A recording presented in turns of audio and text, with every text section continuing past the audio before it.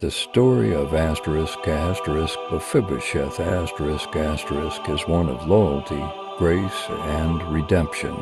Mephibosheth, a character from the Old Testament, is a lesser-known figure, but his life is closely intertwined with the stories of King Saul, Jonathan, and David.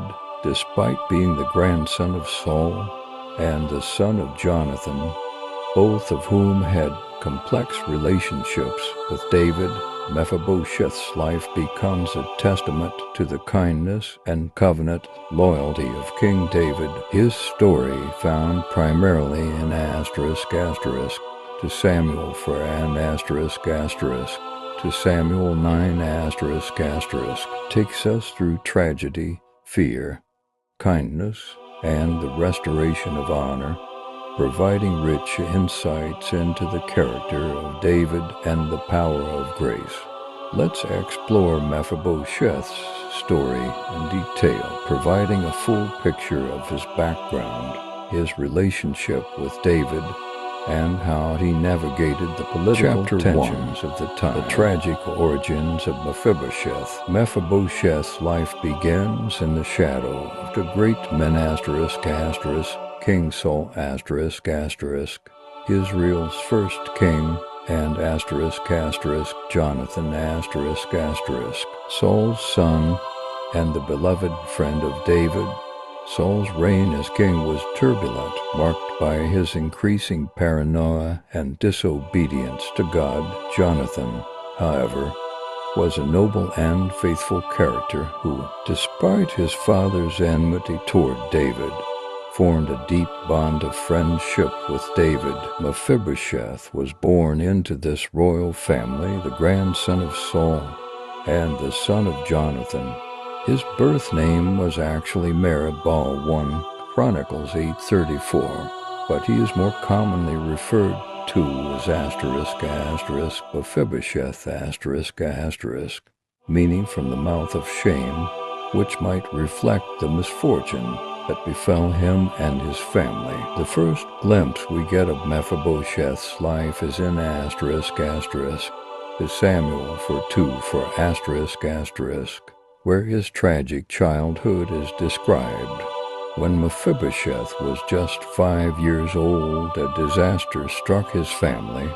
Both his father, Jonathan, and his grandfather, King Saul, died in battle against the Philistines on Mount Gilboa.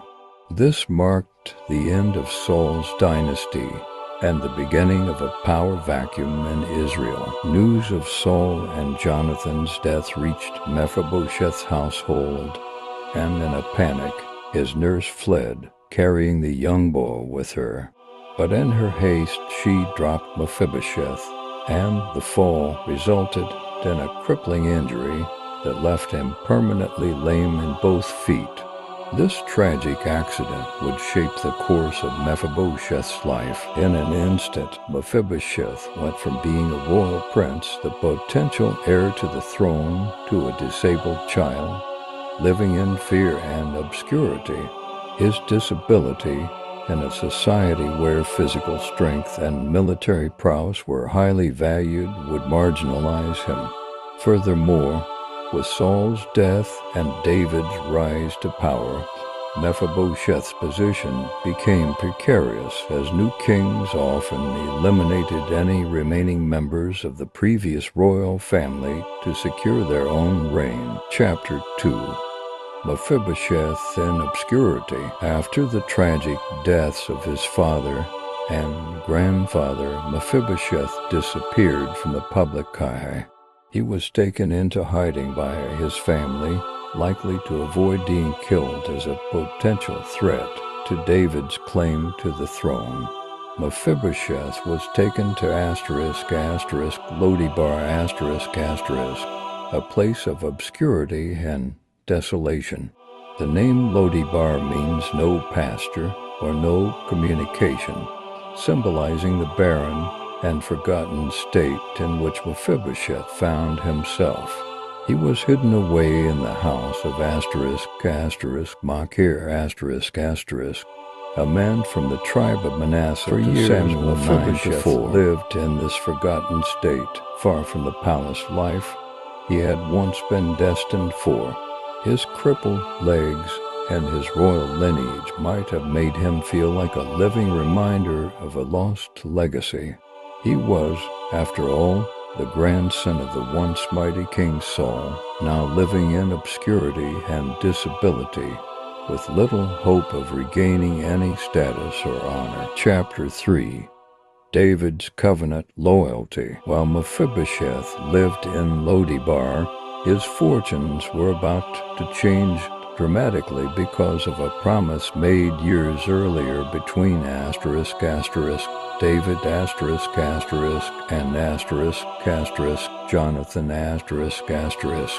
Jonathan, Saul's son and Mephibosheth's father, had formed a deep and loyal friendship with David, even though Jonathan's father, Saul, had become David's bitter enemy. Despite Saul's attempts to kill David and the political rivalry between their families, Jonathan loved David as a brother.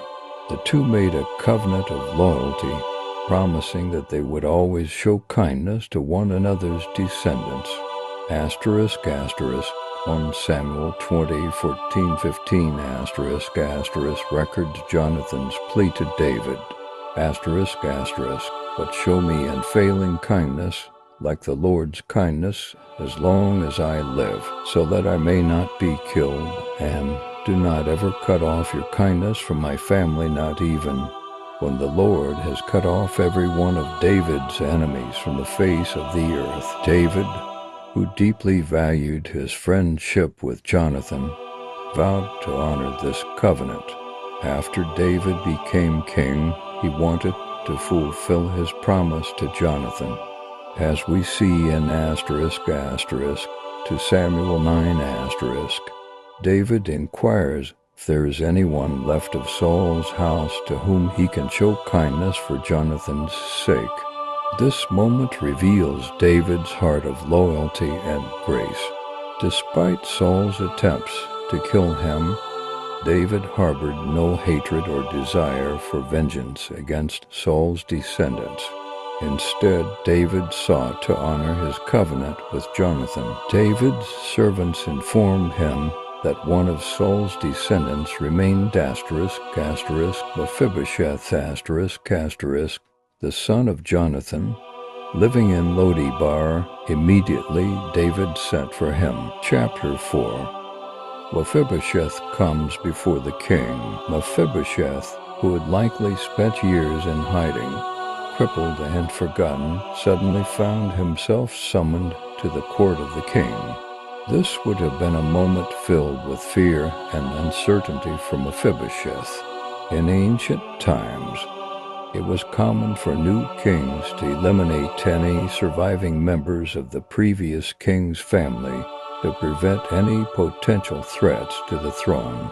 For Mephibosheth, a descendant of Saul, this summons might have seemed like a death sentence. When Mephibosheth came before David, he fell on his face in reverence, fully expecting the worst.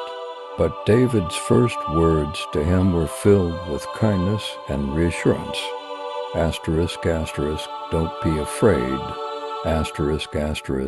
David said, for I will surely show you kindness for the sake of your father Jonathan. I will restore to you all the land that belonged to your grandfather Saul, and you will always eat at my table. To Samuel 9-7, overwhelmed by this unexpected kindness, responded with humility. What is your servant, that you should notice a dead dog like me? To Samuel 9-8, NIV. The term dead dog reflects the lowly view Mephibosheth had of himself. He saw himself as worthless, a crippled and forgotten descendant of a fallen dynasty. Yet David, in a moment of grace, restored Mephibosheth's dignity and honor. David not only spared Mephibosheth's life, but also restored to him all the land that had belonged to his grandfather Saul. This act of restoration would have made Mephibosheth a wealthy man, reversing the years of poverty and obscurity he had endured. But even more than that, David invited Mephibosheth to eat at the king's table, effectively treating him as one of his own sons. This invitation was significant. In the ancient Near East, eating at the king's table was a sign of royal favor and close relationship. For the rest of his life, Mephibosheth would be treated not as an outcast, but as part of the king's household. Chapter 5. The faithfulness of Ziba. David also appointed Ziba, a former servant of Saul's household, to manage Mephibosheth's estate. Ziba had many sons and servants, and they would work the land for Mephibosheth, ensuring that he would always have an income despite his physical inability to work the land himself. Ziba's role in the story is important because he acts as a steward of Mephibosheth's property. However, as we will see later, Ziba's loyalty to Mephibosheth will come into question. Chapter 6. Mephibosheth's loyalty to David tested. Mephibosheth's life of restored dignity and grace continued for several years. He lived in Jerusalem, ate at David's table, and was treated with honor. But the stability of his life was tested during a period later in David's reign. His son Absalom led a rebellion against him, attempting to seize the throne. This rebellion forced David to flee Jerusalem for his life. During this time of chaos, Mephibosheth's loyalty to David came into question. As David fled Jerusalem, he encountered Ziba, Mephibosheth's servant. Ziba came to David with supplies of food and donkeys for the king and his men. When David inquired about Mephibosheth, Ziba told David that Mephibosheth had remained in Jerusalem, hoping that in the midst of the rebellion, he might reclaim the throne of his grandfather Saul to Samuel 16:1-4. This news was a shock to David, and in the heat of the moment, he granted all of